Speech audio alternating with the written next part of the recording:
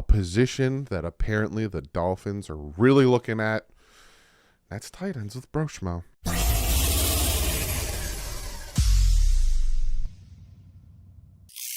What is up, Finn fans? We're talking tight ends, me and Broshmo. Very good conversation. Funny conversation. We were all over the place in this video. Love talking to Broshmo. Love working with Broshmo on this series. I might extend it because he is such an awesome, funny human being, and we get along so well, and he's fun. So it's going to be fun. But real quick, before we jump into the video, members, patrons, you might be seeing, some of you guys might be like, hey, why is there views and everything on this video and comments on this video when it released at 10 a.m.? That's because the members and the patrons saw it early. That is a perk for being a member and a Patreon. Also, members and patrons, I released a special video for you guys. If you're a patron, it is in the video section. If you're a member, go to the membership or go to the community tab, and it is there. Another perk for being a member or a patron. Don't ever feel like you need to be one or that you're pressured to be one. Don't ever feel like that. It's just, these are special things I'm doing for the people that are going a little bit above and helping the channel. So to the members and patrons, go check out that special video. It gives you updates on all the stuff that are coming to the membership and the Patreon. And also you got to see this really early. So the videos that I record the night before, they're going to come out early for you guys. But yeah, wanted to give you guys an update on that. Let's go and talk to Broshmo, I didn't mean to rhyme, about tight ends. And we talk about a lot of them. So I'll see you guys in the next one. Like usual, stay classy. Have fun top. We got Broshmo back. We're talking tight ends. Very important. I actually just reiterated kind of that the Dolphins look like they're going through the draft to fill that tight end. What you saw that, who was it? Irv Smith Jr. decided to go to Cincinnati. Is he, in your opinion, do you think that was a maker? Like, do you think, oh my God, we missed out on a hero? No. I still think probably the Bengals might be looking tight end towards the draft. It's like everyone made a big deal, like, oh, he chose Cincinnati over Miami, and it's like, who is it? It's how not like Dalton Schultz is he on the field? He's been banged up, so yeah, exactly. We're going to be talking tight ends. Top five. Who's your top five tight ends right now? Going into the draft. Dalton Kincaid from Utah, Michael Mayer from Notre Dame. They kind of occupy the top two spots, and you got Darnell Washington from Georgia, Luke Musgrave from Oregon State, then Sam Laporta from Iowa. So, you have any of them going in the first? I have first round grades on Kincaid and Mayer, but it could be. You never know. You never know with these things. I mean, a lot of people are projecting like a third guy, whether it's Musgrave, whether it's Washington. I don't think so, but we'll see. I think 2 is like the max. Okay. Now, Kincaid and Mayer, how close are they? Your 1-2s? Are they like? Yeah, they're within like probably like a couple of spots on my big board. Okay. And they offer 2 very vastly different things in terms of roles. Like Kincaid's is your receiver. He's actually a former receiver back at like the University of San Diego before transferring to Utah. While Michael Mayer, doesn't have exciting athletic traits, but good security blanket, knows how to get open, sure hands, very good run blocker. So kind of like your baseline. Yeah, because when I look at, because a lot of times what I do with my prospects is I kind of look at who I like, and then I kind of go and look at who everyone else has ranked. And yeah, it's like a Kincaid, Mayer back and forth with like PFF, ESPN, CBS, all those guys. Yeah. It's like they're 1-2s flip with these 2 guys. And I guess it's a preference, kind of like, do you think this pass catcher tight end is better than the, Mayer, the more of a physical tight end? But do you see either one of them making it to 51 where the Dolphins could pull it off? No. Like that's probably one of them's probably going to Cincinnati, right? I don't know, man. That one's kind of tough because I don't think they're out in terms of like looking for a right tackle. Like I don't know if like Jonah Williams, that whole situation, I don't know how that'll go. The Bengals are kind of an interesting like team when it comes to drafting. They don't usually go the way that a lot of people think. Like last year was kind of a surprise with Daxton Hill, but that kind of like led the way for like, yeah, we're not going to pay Jesse Bates. So Bengals are kind of a mystery, but like we've talked about teams inside the top 20, like Green Bay, the Washington Commanders, Eric Bieniemy. I'm sure he would love a good receiving tight end target there. So like that could be a Kincaid spot, but yeah, we'll see. Yeah, it's so funny that you bring up the Bengals never really draft the way you do. You think in Jamar Chase with Penei Sewell there, you're like, that was always the right decision. You do what Joe Burrow tells you to. as his scar on his knee is screaming to go take Penei Yeah, Sewell. He's like, go get my guy. Go get my guy real quick. I will throw the ball from my back to Jamar Chase. It worked out. They went to the Super Bowl that year, so it all worked out. Darnell Washington. Now, this man is ridiculous. 6'7", 272 pounds. What did he run 40-wise? 4.64. It's pretty good for a giant man. Yeah, he's a big choo-choo train. Does he make it to 50 to 51?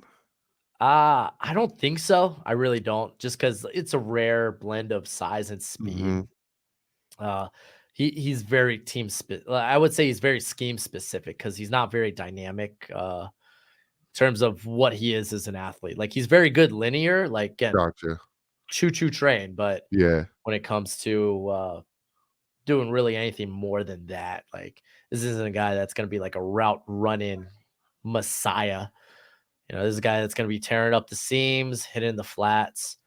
That's about it.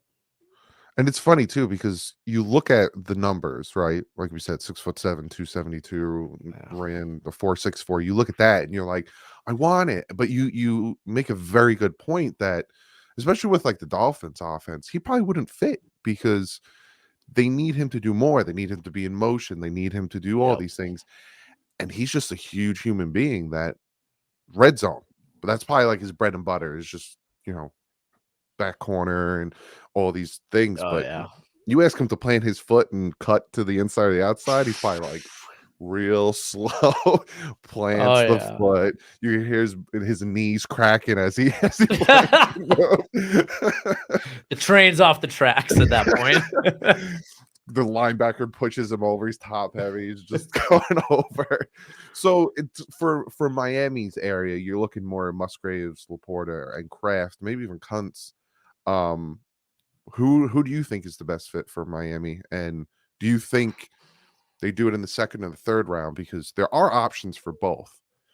I think if they do go tight end with one of those day 2 picks, it's the third round.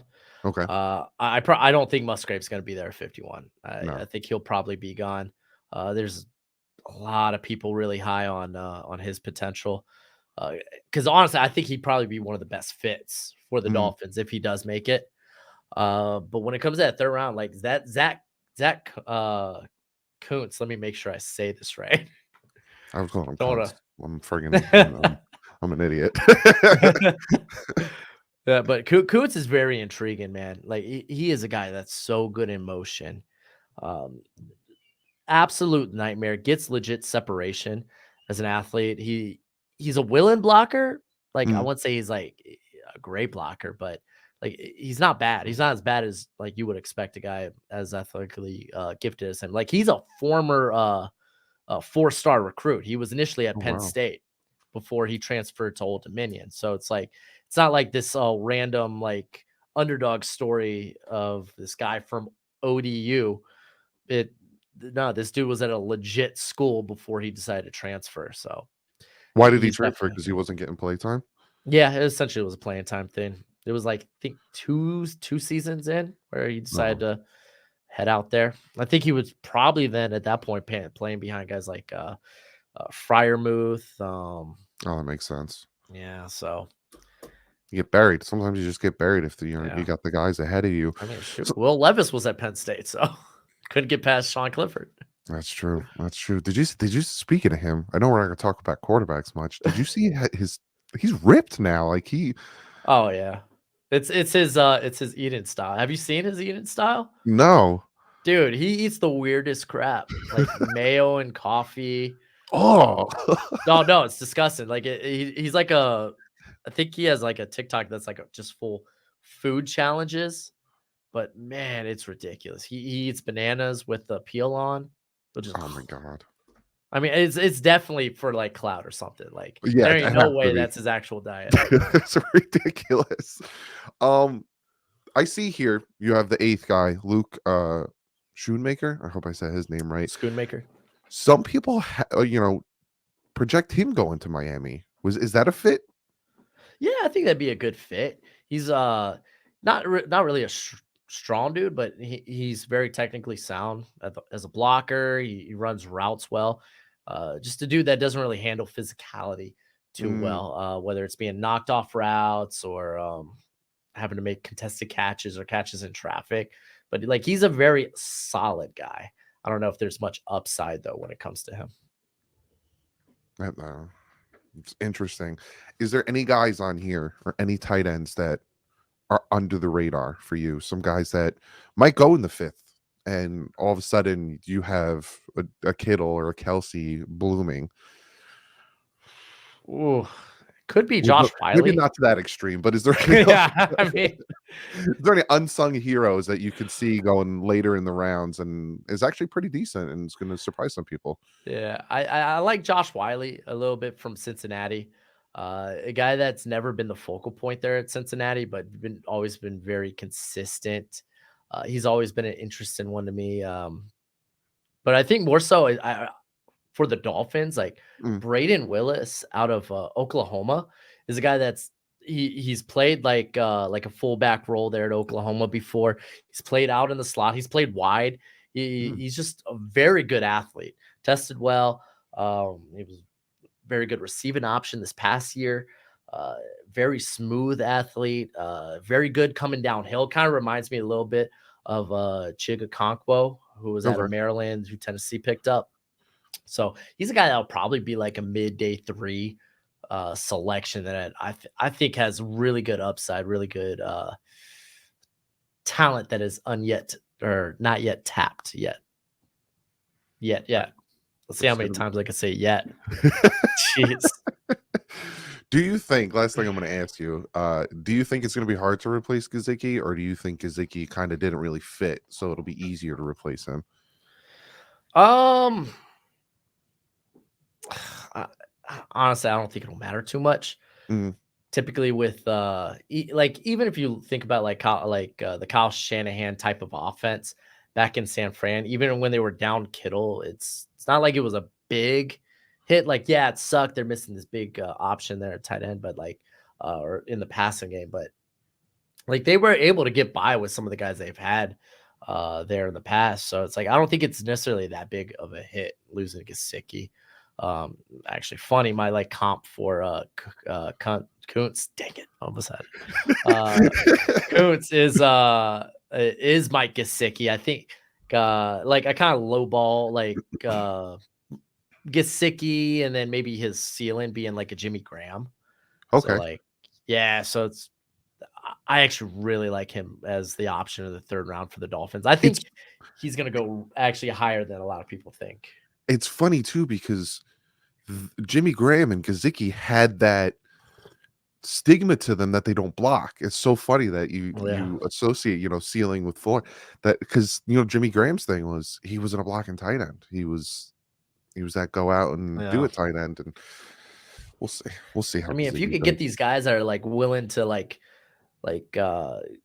once you put them in motion, Mm, like go out and just like be a guy to yeah, get in the way. take a Just go get in the body, way. you know? Yeah, Yeah, just exactly. Like stand in front of him real quick and let our guy yeah. run behind you. Like you don't have to physically Yeah, move you don't somebody. need these like traditional inline guys. Yeah, like the Like it's such an Fasanos and stuff advantage. like that, where Yeah. they throw Such you an to the ground. advantage to a tight end to just put them in motion. So, like, even a Sam Laporta is actually kind of an interesting thought, because he's such a ridiculous after the catch guy. But it's like the one downside with him is like his blocking's kind of like his play strength not great, but he's like kind of a little shorter, so he gets like really good leverage on blocks, like when asked to do so. So like, man, put that guy in motion. Now Eric Sorbert. Now it's so funny because people think of him as a blocking tight end, but I heard coming out of college he wasn't known for being a blocking tight end. Do you remember anything about him? Oh man, no, I don't have nothing put down. I haven't been like, I think it was just like the last 5 years I actually started like analoging all this and just keeping track. And yeah, before that it was like maybe a notebook or some random Word document. I feel you on that. I used to watch the draft. I'm like, all right, who's this guy? Now I'm like, oh, please get this guy. And of course, the Dolphins never do that. Oh yeah, no, They'll trade up for Liam Eichenberg, and we're like, what? Dude, I hated that pick so much. I was like, this makes no sense, you know. Oh, but whatever. They'll move him to guard. Opening day left tackle, dude. Oh, or the best was there were so many offensive linemen on the board, and they take Hunter Long, tight end out of Boston. I was like, what are you do? That was a good draft. I mean, he got us Ramsey, so that is true. He's that good of a player. He did get us Jalen Ramsey in the third. You know, he was the guy that set it over the edge. Why we got to keep that second round pick? Yeah, that's very true. We appreciate you, Hunter. We appreciate you.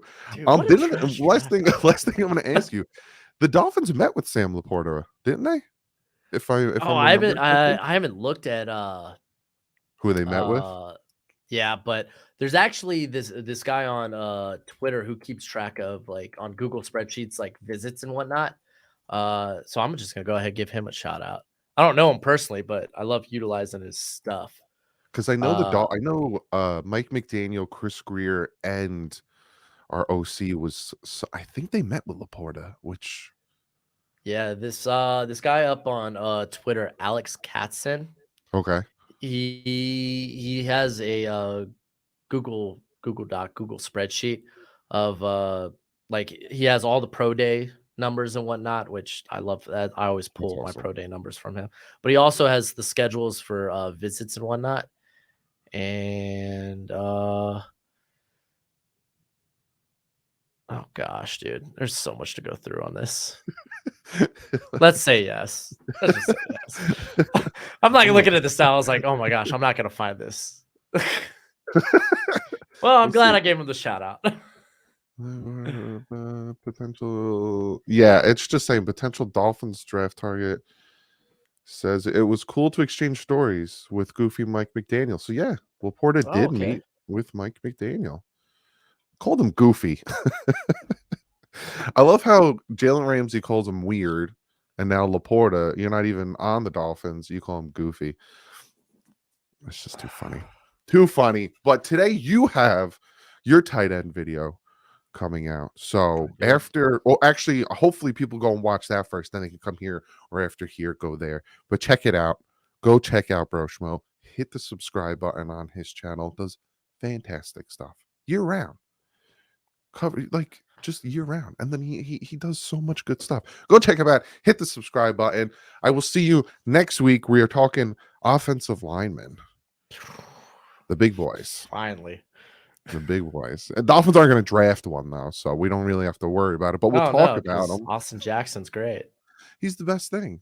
Yeah, he's finally developed. They should bring back Jesse Davis because we all saw what happened to Tua when Jesse Davis was right tackle. I see. We're tanking for Caleb now. Yep. Unfortunately, we're sacrificing a human being to get Caleb Williams. Hey, man, human sacrifice was a thing back in the day. I mean, oh boy. All right, bud. I will see you next week talking offensive line. All right, later, Brett.